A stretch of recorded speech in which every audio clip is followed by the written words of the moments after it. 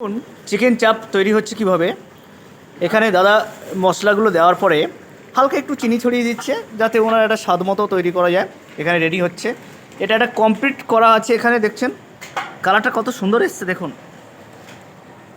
হালকা একটা এসে গেছে, এর মধ্যে একটা স্পট এসে গেছে।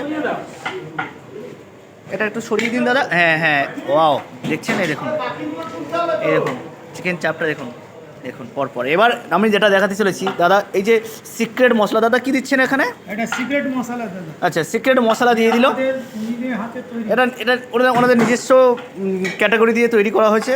ওটা দিয়ে ওরা 5 মিশালি দিয়ে একটা সুন্দর ফ্লেভার আনার জন্য এটা তৈরি করেছেন। এখানেও কিছুটা কমপ্লিট করে রেখেছে, নামিয়ে রেখেছে এখানে, এই দেখুন। এবার দাদাকে একটু দেখাই মুখটা। আচ্ছা, এবারে যেটাকে উনি পাক দিচ্ছে এই মশলাটাকে ওর মধ্যে যাতে ভিতরে চলে যায়, তার জন্য উনি এটা রেডি করছেন। অসম্ভব সুন্দর একটা গন্ধ ছাড়ছে, কিন্তু আমরা থাকতে পারছি না। কিন্তু এখন তো আমাদের দেবে না, আমরা বললে আমাদের হয়তো এখন